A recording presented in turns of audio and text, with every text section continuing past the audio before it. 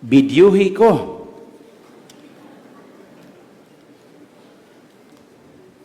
Di ba matrending mo? Familiar? Dili. Mga kaigsunan kong kaparian, hamiling katawhan sa Dios, lungsod nga balaan, mga devotos ni Senyor Santo Niño, kutob sa maabot og nakabati ning akong tingog, ning sayong kabuntagon, mayong buntag kaninyong tanan. O viva Pit Senyor! Atong nabatian sa Ebanghelyo karong adlawa nga si Jesus mitanyag og kaayuhan ngadto sa usa ka sanglahon. Si Marcos dili ang presidente, kundili si Marcos nga ebanghelista. Klaro kaayo nga mipasabot nga gihikap ni Jesus ang maong sanlahon o leper. Sa Israel man God mga igsuon, ang sanglahon mga sinalikway sa ilang mga kabanay o katilingban. Sa English pa, outcasts. Walay choice, kundili mahimulag ang ilang pagpuyo inubanan sa kaulaw, kamingaw, o giilang hugaw, o dili tugutan, nga makigkukabildo og hugon-hugon sa pagsalmos sa publikong pagsimba, maunay sanglahon. Luod, hugaw, makatakod. Kining sinalikway sama sa masakiton, mga pobre o way tingog sa katilingban, matod pa ni Sir Warlito sa Sukuro, kitang mga sinikmahan sa kapalaran, og akong punan, mga mungho o yamot kaayo ang pagtanaw sa uban, dinhi sa atong ambisyoso o mahagitong katilingban. Pero, bisan pa ni ana, gihikap ni Jesus o gitanyagan og kaayuhan ang maong sanglahon, bisan sinalikway. Dili lang bisan unsa nga pagtanyag, partial, hindi, kundili, dili po siya minantinil, kundi wholeness, kinatibuk ang pag-ayo, kumpleto nga kaayuhan ang gihatag ni Jesus. Unang punto, malipayong mipaambit ang sanglahon. Bisan gipinahan o giingnan siya ni Jesus nga ayaw isugilon kang bisan kinsa. Mipaambit siya sa iyang kalipay, kasinatian sa maayong balita ngadto sa uban, o siya giayo ni Jesus. Giawhag kita nga unta, malipayon kitang mupaambit sa mga maayong balita. Balita nga nagdala og maghatag og kalipay og kaayuhan sa uban. Dili nang makadaot o makaguba sa relasyon o mahimong hinungdan sa panagbingkil o pagkasilo sa maayong kabubuton, labi na gyud sa mga higala, sa silingan o pamilya. Malipayong mipaambit. Ikaduha, midumili pagsunod. Atong lilion usab sa makadiyot ang laing bahin sa mga gihimo ni Jesus sa Ebanghelyo. Atong makita nga bisan midumili ang sanglahon sa pagsunod sa gipina ni Jesus, nga ayaw ipanugilon kundili lakaw, pangita og pari, pagpahiling sa pari. Ang gugma sa Dios dili matukib ug dili masukod tungod kay walay utlanan. Ang iyang pag-ayo sa sanglahon nga kahibalo siyang dili kaayo mamati sa iyang isulti, apan ang Ginoo wala gayud mo hikaw o mo dumili niini kaniya, timan-e, sa dili pa kita mo buhat, hibaw na ang Dios kung unsay atong buhaton. Wala niya himuang rason ang pagkamas sinupakon sa sanglahon. Kita pud bitaw mga igsuon, may pagka-ihem man pud kita usahay sa kinabuhi. Pero nagpabiling, pinalangga, gihapon kita sa Dios. Tinuod ni dili. Tinuod ni dili. Mutuo mo nga pinalangga ta sa Dios. Walay baka kay?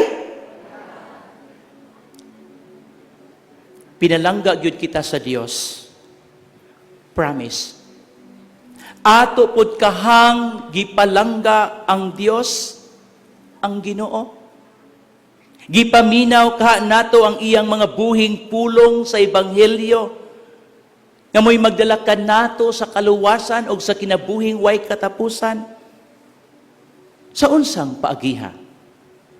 In fact, sa pagkatinuod, sa pagbuhat sa kalibutan, apilta sa plano sa Ginoo. Let us make man in our image and likeness. Sa pagluwas sa kalibutan, apil gihapon ang tawo sa plano sa Ginoo sa maong kaluwasan. For God so loves the world that He gave His only Son, Jesus. Kag ang anghel nga nakipagkita kang Maria miingon, you have to, and even kay Joseph, you have to name him Jesus because he will save his people from their sins. And you have to name him Emmanuel, for God is always with us. Dili ba kini mga timaan nga pinalangga kita sa Dios? Sa pagplano, sa pag-umol sa kalibutan, apilta. Sa pagluwas sa kalibutan, bida gihapon ta. Pero ang akong pangutana nga balik-balikon, apil ba ang plano? Apil ba ang Diyos sa atong mga plano sa kinabuhi? Sa inyong pag-uyab-uyab, sa inyong pag-eskwela, sa inyong kaminyoon, apil ba ang Diyos diha? Sa inyong pagpanarbaho, uban ba ang Diyos? Apil ba si Senyor Santo Niño? Doon na ba siya luna o oras sa atong mga kalihukan o damgo? Unya, mangutana dayon ta, kapoy na kaayo ko, nalibog ko sa ibuhaton, na-stress ko sa ako makauban, nahadlo ko nga dili ko makapasar. Unya, mangita tagkalinaw. Unya, di na to apilon ang Diyos sa atong plano. Nga ang Diyos na mao ang Senyor Santo Niño, ang tubag. Kaya nga atong tima nag-ingon, Senyor Santo Niño, our source of peace in the walk of faith. So panahon sa atong kalibog, kahadlok, o kapildihan, kinsa may atong giduol. Basig manulod kitag mga lugar nga patay sindi ang mga suga. Basig manulod kita sa lugar nga sa katawray pwedeng mosulod. Samtang ang simbahan daghang kay pultahan, gawas lang kung pista senyor, kay bisag way pultahan mosulod. Ang Senyor Santo Niño ang tubag, dili ang TikTok, dili ang social media. Unya malibog, mangutana ta, nganong kapoy ko? Nganong way kalinaw? Kay TikTok inyong kitanaw, ang TikTok kadaghanan di tinuod. Tuo mo? Tuo mo nga sa TikTok di tinuod kadaghanan? Nga anong sige man tagtanaw, apil ko. Makasulti ko kay ako mismo. Usahay di makatulog kung way TikTok. Ngayon, inigmisan ako, di na lang ko mag-TikTok. Mga igsoon. Kadungog bitaw tag mga batanon ron muingon. Pasag di ragod ko pa? Kibaw na kus akong gibuhat, I can manage. Wow! Grade 7, grade 9, senior high, I can manage. Unya mo ingon, pwede ba tagaan ko ninyo mapa o kagawasan? Lami, oy. Can you give me independence? Kibaw ba ka? Di gani ka kabaw mo sa spelling independence? Nya mangayo ka? Really, mga batanon? Sure mo? Masamad lang gani mo sa paa? Di gani mo kamaong mamilo og manghugas tingali? Dong, day, ayaw pagdali-dali. Wala ra gani signal og data, di na mo mahiluna. Gikatla na inyong lawas kay, why signal, why data? Unya mangayo mong independence? Dita lang gani, di mo kasugakot. Diyos ko, Mariusip. Page 2.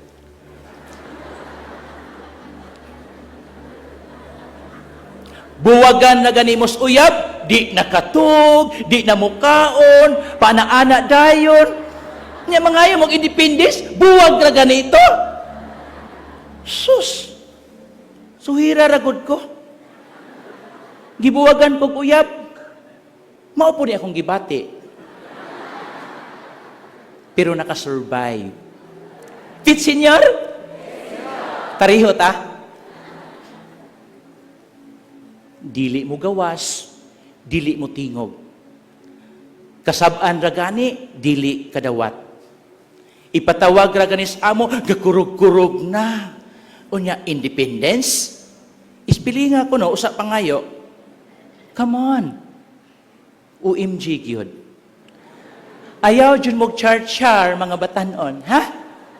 Kay inyong ginikanan, niagi nagpagkabatanon. Dili kar-kar, char-char. Ikatulo, ayaw patig-aha. Unsa to'y una atong reviewon? Unsa to'y una? Limot pug ko. Malipayong mipaambit. Ikaduha, midumili pagsunod. Ikatulo, ayaw patig-aha. Unsay dili pagahion, patig-aha meaning pagahion. Unsay dili pagahion? Ang kasing. Ang unang pagbasa sa Hebreo o sa Salmo responsoryo nagkanayon. Miingon ang Espiritu Santo, kung karon makadungog kamo sa iyang tingog, ayaw patig-aha ang inyong mga kasing-kasing. Klaro? So, dili na to patig-ahon ang atong kasing-kasing. Si Maria, ang inahan sa Dios sa kasal sa Kana, miingon man, do whatever He tells you. Buhata ang bisan unsa nga isulti niya kaninyo. O dito nahitabo ang unang milagro sa kasal sa Kana, ang tubig na himong bino. Kung sundo nato ang kabubuton sa Dios, pinaagi sa simbahan o sa atong mga ginikanan, ayay naagyo'y daghang milagrong mahitabo sa atong life. Ang Amahan, ang Diyos Amahan, sa pagbunyag ni Jesus sa suba sa Jordan, miingon, kini ang pinalangga kong anak, nga akong gikahimutan, paminawa ninyo siya. Si Maria miingon, buhata, unsay iyang isulti kaninyo. Ang Amahan miingon, siya ang pinalangga kong anak, nga akong gikahimutan, paminawa siya. Ang atong ibanghilyo karon mga igsuon, kabahin kini sa public ministry ni Jesus, ang pagpang-ayo, ang pagpalaya sa mga demonyo ug uban pang mga milagro. Atong nakita unsa kagamhanon o kamaluluyon ang atong Dios. Sa iyang paghikap naayo ang maong sanglahon. Bisan ang paghikap sa sidsid gani sa iyang piste makaayo ug makapabag-o sa taong may pagtuo. May pagtuo ba kamo? Naa? Way do ka ay. Kay usahay inaani nga misa manglili ko taas nay ganana.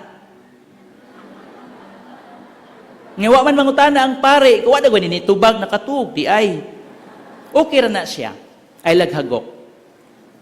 Lakbitan nato magamay ang gahom sa paghikap. The power of touch nga gibuhat ni Jesus. Ang hikap, grabe ka powerful. Sulayan na to.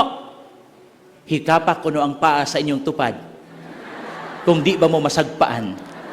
Sulayan to, powerful bakit? Di dati, Kamu bitay sagpaon? Powerful ang hikap.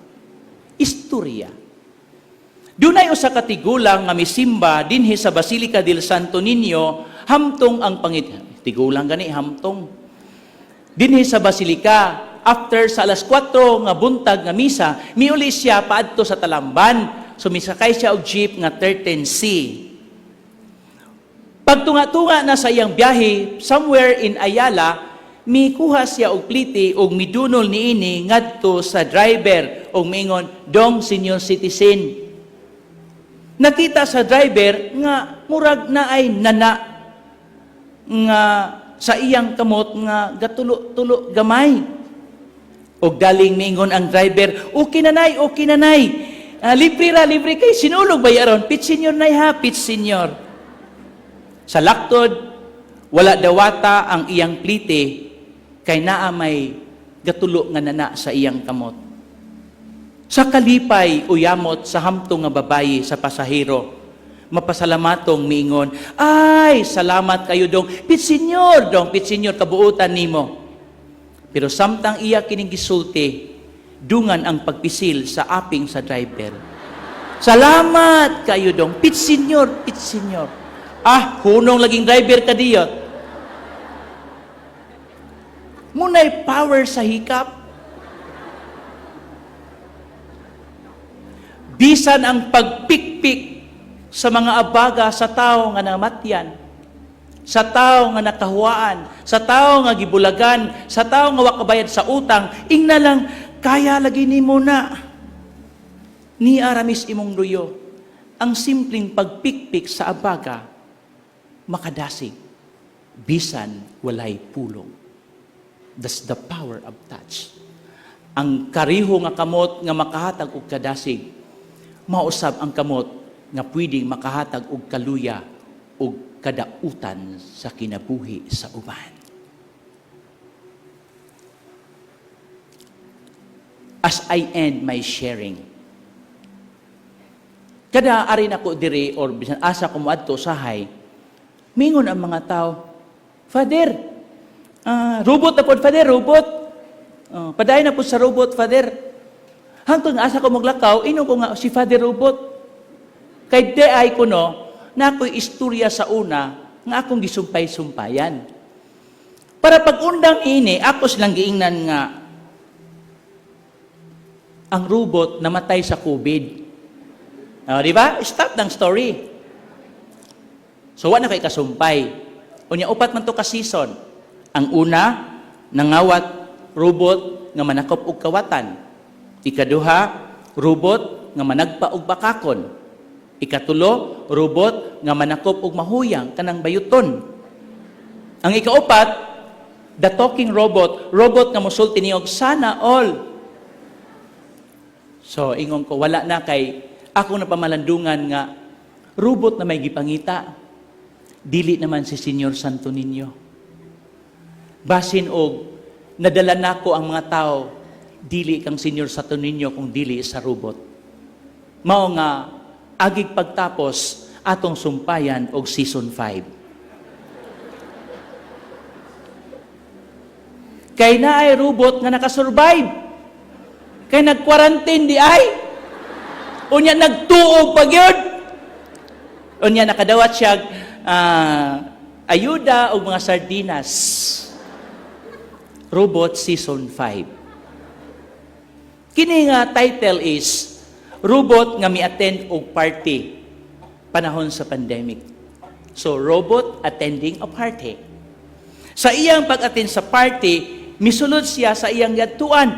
Doon na may duha ka pultahan. Unya sa pultahan, nakasulat, male, female. Diri siya sa female ni sulod. Lakaw diyon siya. Pag abot sa unahan, naa naman siya nakabutang nga laing pultahan, duha na pud kabuok. Gisulat dito, relative or friend. Dito siya nisulod sa relative. Reklamo siya. Kutiha sa ding partiha, oy. Daghan patag pultang sultan. Lakaw siya. Paglibot niya sa unahan, naa na sa laing pultahan. Ang nakasulat, invited or dili. Dito siya nisulod sa pultahan nga, invited. Yaw na sa siya.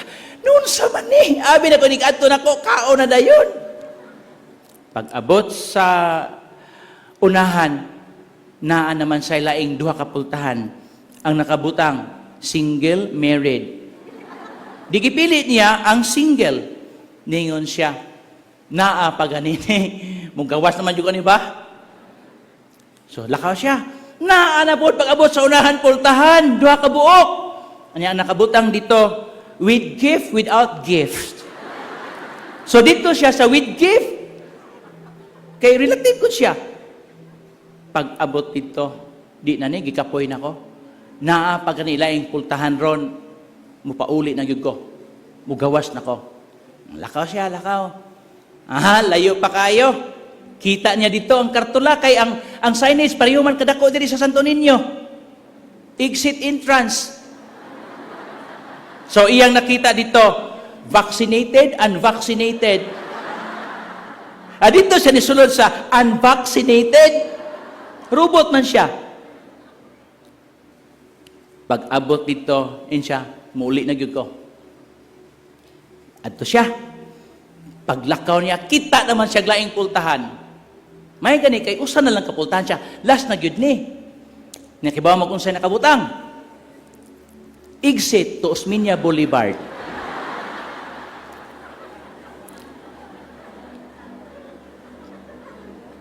Exit ha to Osmeña Boulevard.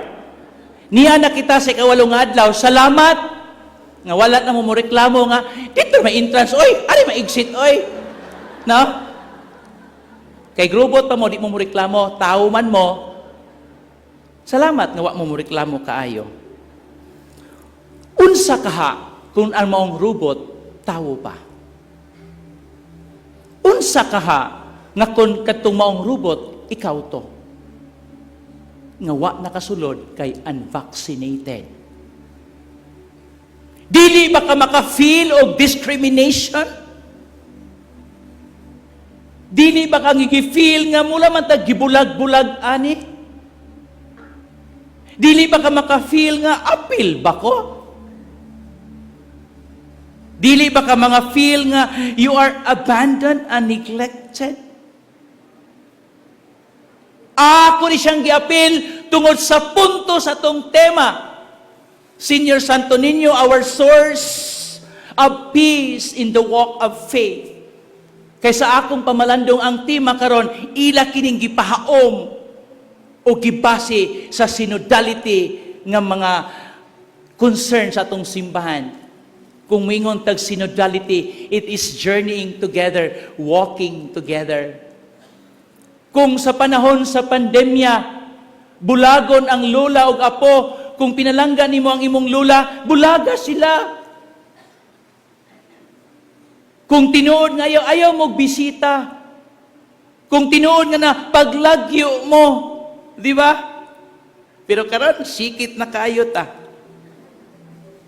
Mao ni giingon, mao ni gitudlo sa atong paglagyo. Nga kung atong sayuron, panahon sa mayon ani, angay tang magtinabangay, angay natong sutaon, kung unsa kita tinuod, isip katilingban ug pamilya. Naabi tay giingon, walay makapahimulag nato sa gugma sa Dios, patay, gutom, bisag unsang pagsulay, kapobrihon, gubat, dili na nato makabulag sa Dios. COVID lang. Sa COVID, nagkabulag-bulag. I-isolate.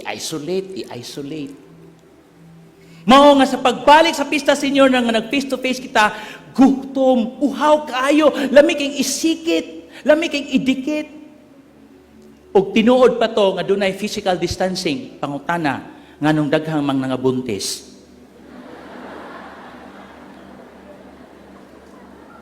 Mga igsoon. Tapos naman to, kini tapuso na nako. Nining tulo ka punto sa diin man nato masinati ang tinuod nga kalinaw sa Ginoo. Diha ba sa atong malipayong pagpaambit?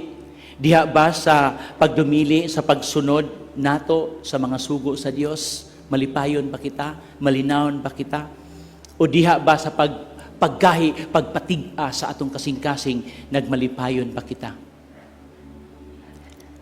Si Senyor Santo Niño maong tinugdan sa tinuray nga kalinaw, samtang nagpanaw kita ning matuuhon, isip matuuhon, padulong sa atong langitnong Amahan. Huptan tang mensahe gikan sa sulat sa Hebreo o sa pulong sa Salmo nga nag-ingon, kung karon makadungog kamo sa iyang tingog, ayaw patig-aha ang inyo makasing-kasing. Timan-i nga ang kalinaw sa atong gihambin sa atong kinabuhi, dugay rang gidulit ni Kristo, ni Senyor Santo Niño sa atong kinabuhi, apan nahimong lubog og hanap tungod sa nagkadaiyang kasinatian, maayo og daotan, makadasig og makaluya, makaguol og magkalipay, kaisog og kahadlok. Ang tinuod nga kalinaw, makahatag og tinuod nga kalipay. Si Hesus, si Senyor Santo Niño, ang tinubdan niini, dili TikTok o wa nay lain pa. Mangalos kita mga igsuon sa sapa o sa dagat nga way pagkahubas sa kalinaw o gugma ni Kristo. Diha sa paghikap, hikaplagan unta nato ang atong dignidad o kabililhon, isip binuhat sa Dios. Nga nangandoy og kalinaw, kaangayan, hostisya, panagdait, pasaylo, gugma ug pagsabot.